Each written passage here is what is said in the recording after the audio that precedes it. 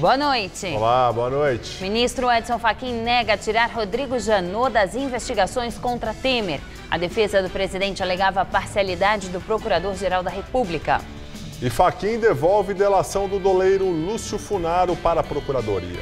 O acordo segue em sigilo. Ainda não há detalhes sobre quais mudanças foram solicitadas. Sem consenso, Câmara adia novamente votação da reforma política. TCU condena o ex-presidente da Petrobras, José Sérgio Gabrielli, e o ex-diretor internacional da companhia, Nestor Cerveró. Eles terão que pagar cerca de 250 milhões de reais por prejuízos na compra de Passadina. Justiça do Distrito Federal suspende atos que extinguem a reserva de mineração da Amazônia. Você acompanha essas e outras notícias após o intervalo. Até já. Um acidente com 36 veículos na rodovia Carvalho Pinto, na região de Jacareí, no interior de São Paulo, matou 2 pessoas e deixou 20 feridas. O engavetamento gigantesco envolveu um caminhão que transportava tintas que pegou fogo. Uma das faixas, sentido interior, foi liberada às 9 da noite. A Ecopistas tenta liberar durante a noite a outra faixa e o acostamento da via. O acidente aconteceu às 7h40 da manhã, na altura do quilômetro 75 da rodovia Carvalho Pinto, em Jacareí, no interior de São Paulo. Algumas testemunhas dizem que uma fumaça de uma queimada na mata invadiu a pista e impediu a visão dos motoristas, o que provocou a colisão. Ao bater em outros veículos, o caminhão que carregava tinta, produto inflamável, pegou fogo.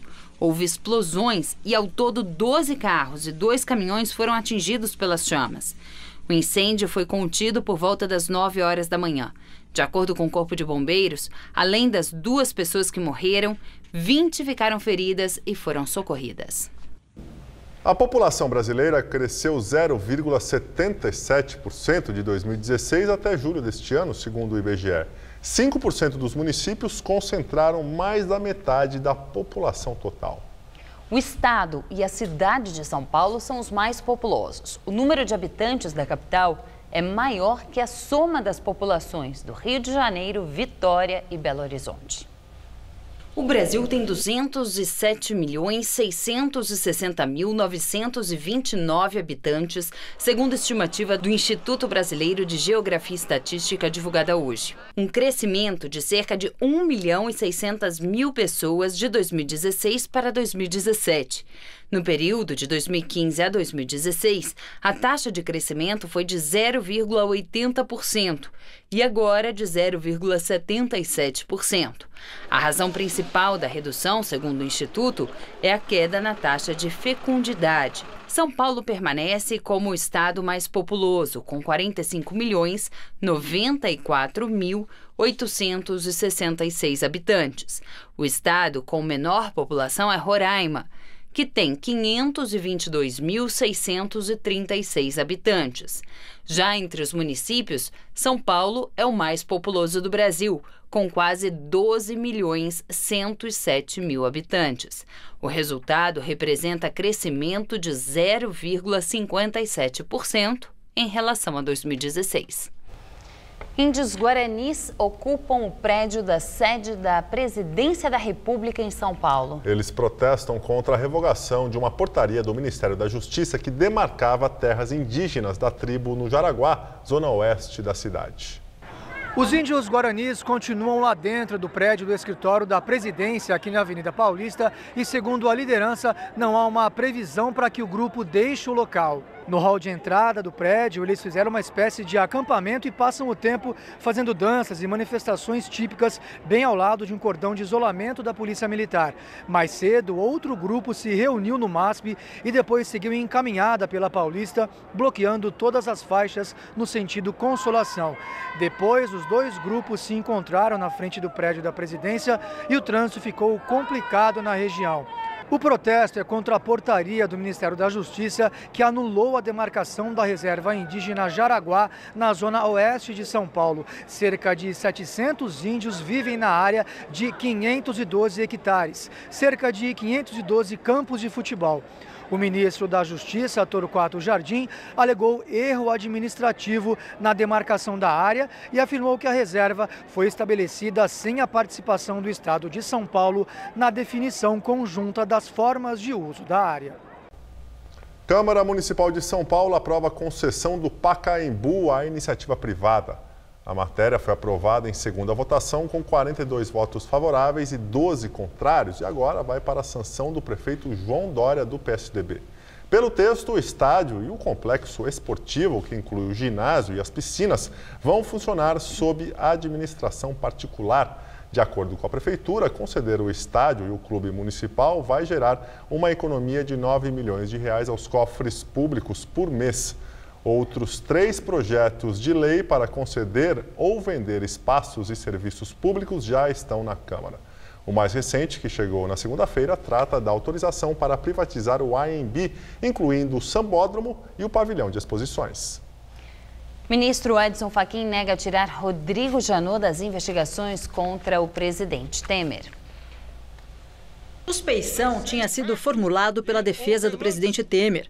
O advogado criminalista Antônio Cláudio Mariz de Oliveira alegava que o procurador-geral agia com parcialidade.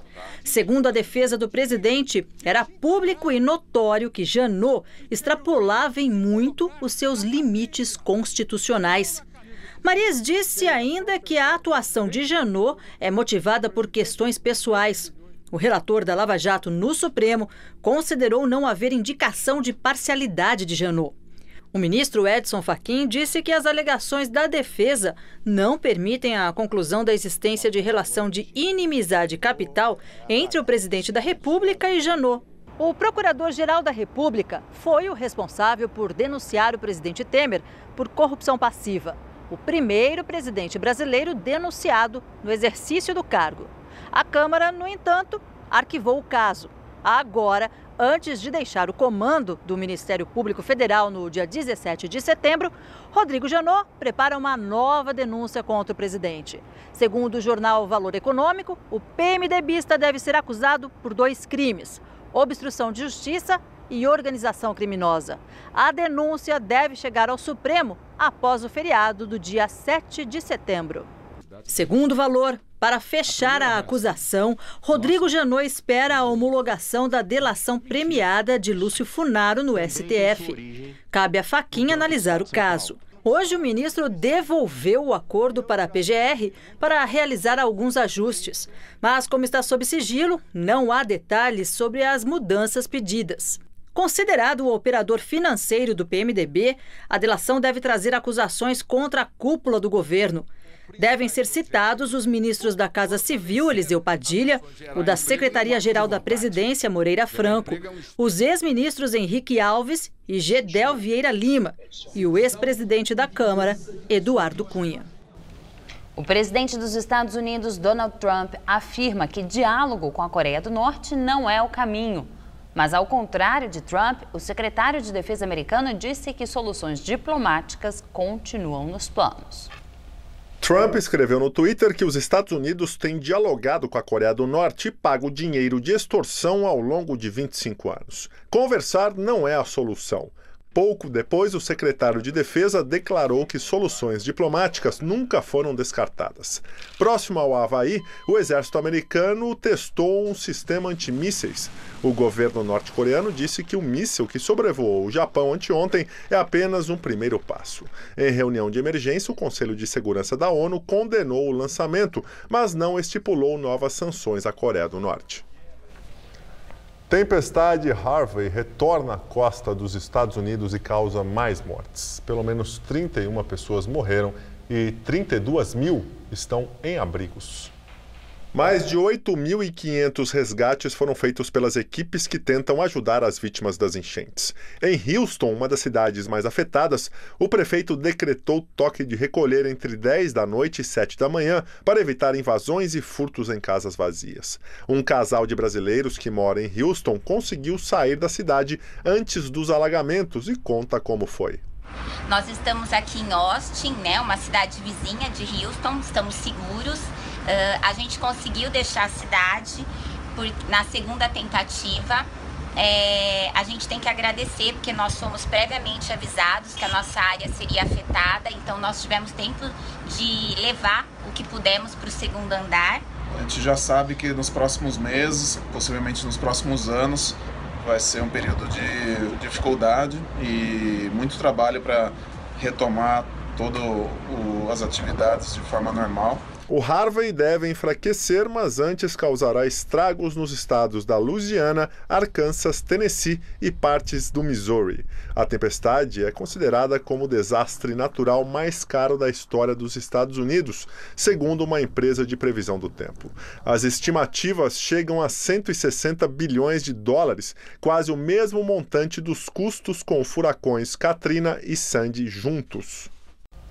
Aqui no Brasil, a mudança do tempo em São Paulo, prevista pelos meteorologistas, ainda está de pé. Pois é, uma frente fria deve fechar o tempo e diminuir a temperatura por aqui. Vamos à previsão para amanhã com Luciana Magalhães.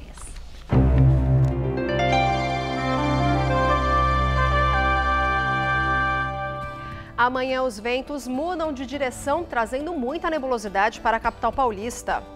O céu fica nublado na maior parte do tempo, com possibilidade de garoa em alguns momentos. A temperatura cai bastante, não passando dos 20 graus. Na sexta, o céu continua com muitas nuvens, mas não chove e a máxima sobe para os 22. E no sábado, tempo mais aberto, com máxima de 25 graus. Em viagem para a China, o presidente Michel Temer faz uma escala em Portugal. Ele participa nesse fim de semana da 9ª cúpula do BRICS, grupo formado pelo Brasil, Rússia, Índia, China e África do Sul. A comitiva do presidente chegou em Lisboa ontem à noite. Logo pela manhã, Temer teve uma reunião com o presidente português Marcelo Rebelo de Sousa. Ele foi recebido pelo colega no Palácio de Belém, residência oficial do presidente de Portugal. O PMDBista disse que o presidente português afirmou que iria acompanhar o pacote de concessão lançado na semana passada, que inclui, entre outras coisas, o aeroporto de Congonhas, rodovias, terminais portuários e parte da Eletrobras. A comitiva do presidente deixou Portugal por volta do meio-dia pelo horário local, 4 horas a mais que no Brasil. De lá, seguiu para Astana, a capital do Cazaquistão, para mais uma escala antes de chegar a Pequim, na China. A previsão é de que Temer desembarque no país asiático somente nesta quinta-feira. Na China, o presidente fará uma visita de Estado. Ele se encontrará com o presidente chinês Xi Jinping e com o primeiro-ministro do país, Li Keqiang, além de empresários locais. O objetivo da viagem é apresentar ao país asiático o Programa Brasileiro de Concessões e Privatizações. Segundo o governo, devem participar do encontro com Temer empresários que já investem ou têm interesse em investir aqui no Brasil. O ministro das Relações Exteriores da China disse que a previsão é que os dois países assinem importantes acordos na área econômica e espera que a visita produza boas notícias para o Brasil. No domingo, Temer viaja para Xiamen, na província de Fujian, também na China. Na cidade, o PMDBista vai participar da 9ª cúpula do BRICS, grupo formado pelo Brasil, Rússia, China, Índia e África do Sul. O presidente só deve retornar ao Brasil no dia 6 de setembro. A Justiça Federal de Brasília determinou a suspensão imediata de qualquer ato administrativo do governo federal relacionado à extinção da chamada Reserva do Cobre na Amazônia Paraense. A floresta tinha sido liberada para exploração mineral por um decreto assinado por Michel Temer e publicado pela segunda vez ontem. A decisão de caráter liminar é do juiz Rolando Espanholo, da 21ª Vara Federal de Brasília, e diz respeito a uma área de mais de 4,5 milhões de hectares, o equivalente ao estado do Espírito Santo, e é maior que a Dinamarca. No entendimento do juiz federal, a liberação da área para atividade de mineração sem mecanismos de proteção ambiental é uma decisão gravíssima e que não pode ser tomada por um único ato administrativo do governo sem passar pelo Congresso Nacional. A autorização do uso da renca para a mineração causou enorme polêmica entre artistas e ambientalistas, que chegaram a gravar vídeos nas redes sociais criticando o governo Michel Temer. O que é que vamos fazer? Ficar de braços cruzados? Não, não podemos entregar mais o que é nosso. Presidente Temer, qual é a sua? Por causa da polêmica, o Palácio do Planalto revogou a primeira versão do decreto e publicou um novo texto ontem. Mas os ambientalistas entendem que a proposta dos ministros de Meio Ambiente, Minas e Energia não garante a preservação florestal nem indígena. A Advocacia Geral da União informou que vai recorrer ao Tribunal Regional Federal da Primeira Região contra a liminar de hoje. O deputado Rodrigo Maia, que é o atual presidente em exercício do país, na ausência de Michel Temer, defendeu o decreto do governo. Todos esses temas que envolvem a região amazônica precisam ser tratados com cuidado, porque eles atingem um segmento importante da sociedade brasileira, mas também tem repercussão internacional. Não há nenhuma mudança na legislação ambiental. Então, se a legislação ambiental está mantida, e é ela que vai garantir qualquer tipo de atuação na região, eu acho que, em tese, a gente fica protegido.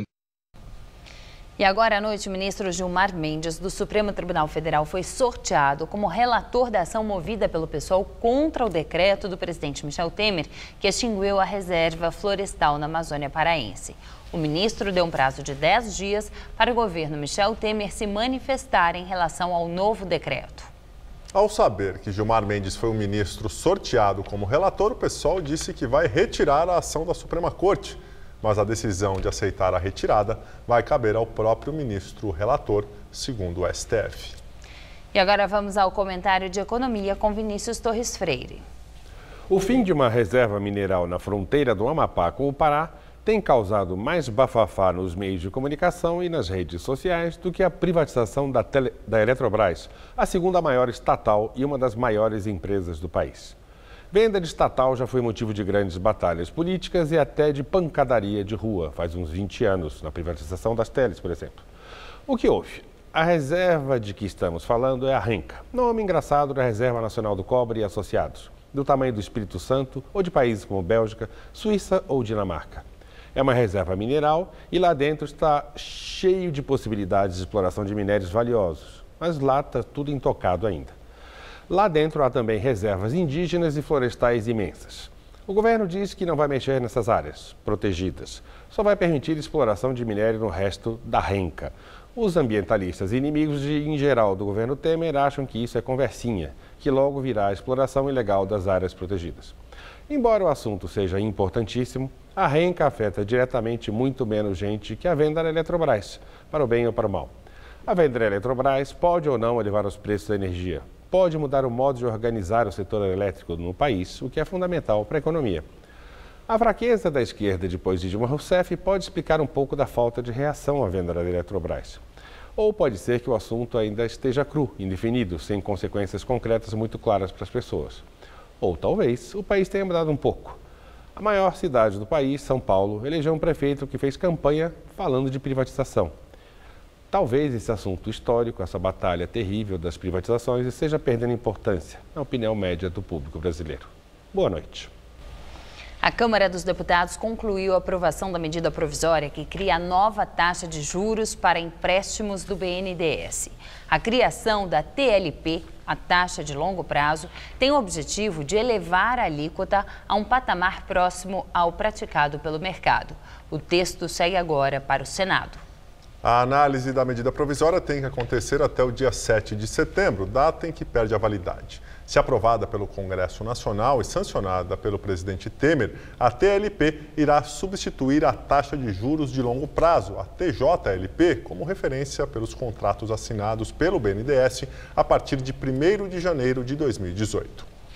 E mais uma vez, a Câmara dos Deputados adiou a votação da reforma política. Até agora não houve consenso.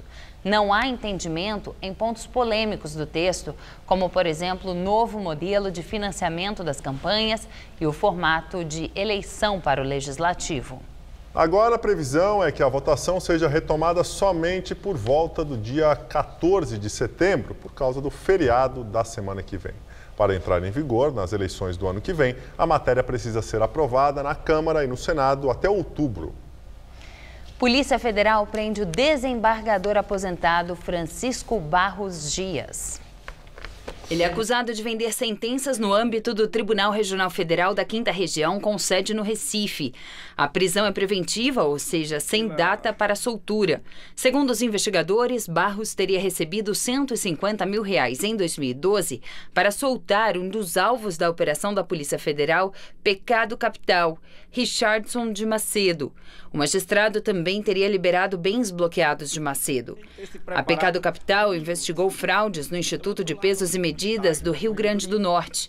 Outro desembargador, Paulo Gadelha, já falecido, teria recebido R$100 mil, também para votar pela soltura de Macedo. A defesa do desembargador Francisco Barros Dias afirmou que não vai se pronunciar até ter acesso à denúncia.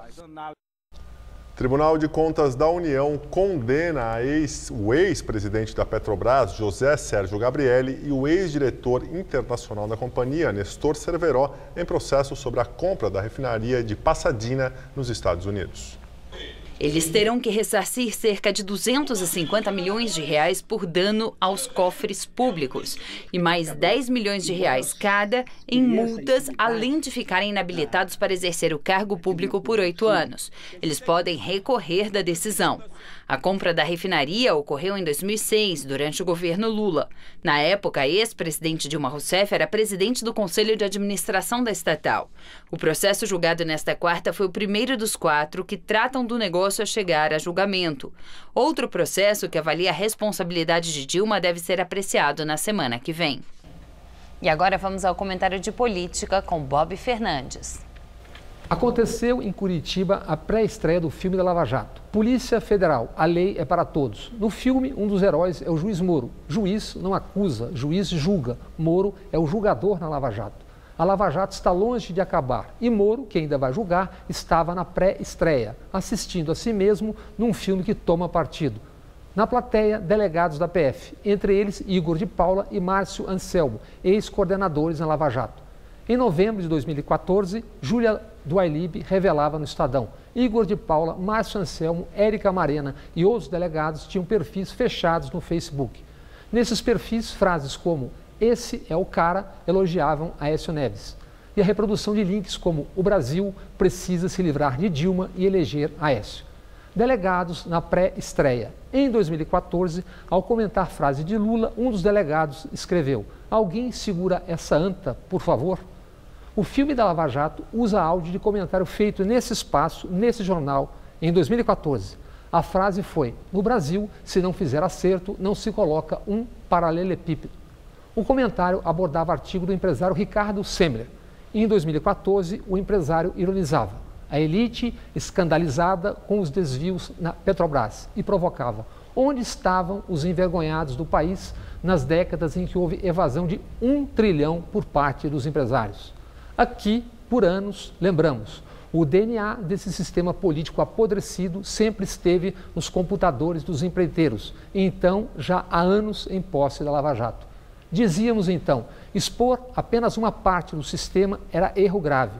Quando, era inevitável, todos fossem expostos, viveríamos decepção, desencanto, desalento e indiferença. Boa noite. Polícia identifica homem que matou 2 moradores de rua com barra de ferro em Santo André, no ABC Paulista. Segundo a polícia, Manuel Almeida da Silva, de 46 anos, é o assassino. Ele também é morador de rua e está foragido. Ele tem passagens por furto, agressão contra a mulher e por não pagar pensão alimentícia. Foi preso em maio após furtar o celular de uma enfermeira na unidade de pronto atendimento do centro de Santo André. Foi solto no dia seguinte. Imagens de câmeras de segurança registraram o momento que Manuel, carregando uma barra de ferro, ataca os 2 moradores que estavam dormindo. O ministro Gilmar Mendes afirmou hoje ao blog do jornalista Josias de Souza que o pedido de suspeição contra ele por parte do Ministério Público Federal sobre o empresário de ônibus Jacó Barata Filho se baseia num falso escândalo. Segundo Gilmar Mendes, o real objetivo da iniciativa endossada por Rodrigo Janot é fazer um patrulhamento por concessão de habeas corpus no Supremo. Nós ficamos por aqui. A edição de hoje pode ser vista no site do Jornal da Gazeta. Uma ótima noite para você. Até amanhã, Gabriel. Até amanhã, Ju. Muito obrigado pela companhia. Tenha uma excelente noite. Fica agora com o Rony Von no Todo Seu. Até amanhã.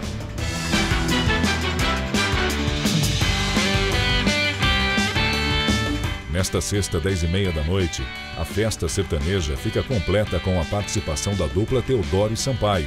Assista agora, todo seu.